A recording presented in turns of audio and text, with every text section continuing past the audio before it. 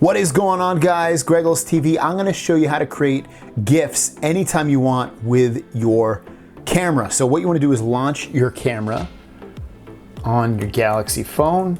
Once you're in there, what you wanna do is you wanna click settings at the top left.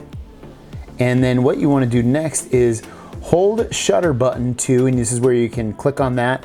And you're gonna wanna click on create GIF. It's defaulted set to, I believe, take burst shot, which means it would take like multiple photos. Otherwise you can do just plain take a picture, but you wanna do create GIF. Once you have that set, you can hit the home button and just relaunch your camera. And the cool thing is you can actually do this with the front camera, the back camera, and any of these angled, like the wide angle lens or the regular telephoto or whatever you want, any of these will do. So I have it on the front camera, so I'll just do some kind of and you just press and hold it. Basically, it's almost as long as you want. I think you can do it up to, I don't even know how many seconds, 30 seconds.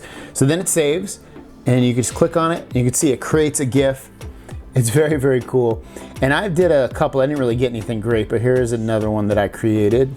Here's one I created of my son at Olive Garden. I don't have anything great. Here's another one I did. Pretty face, huh? Chewing food.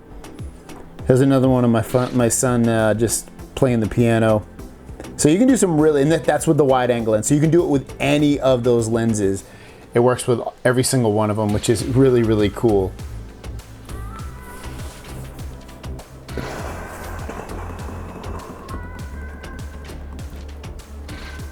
And I'll do another one here just so you can see what I'm talking about with the wide. Oh, it's closer.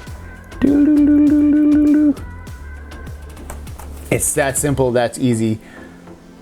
It comes out okay. The quality's not like HD because they're GIFs, so. But anyways, you can create your own GIFs if you create something cool. I don't know, link it down below so we can watch it, but that's how you do it with the camera on the Galaxy, at least S10. You should be able to do it with any phone that's on the recent update to Android One UI. So thanks for watching, guys. Don't forget to subscribe, new videos every single day. I'll see you down the road. Peace!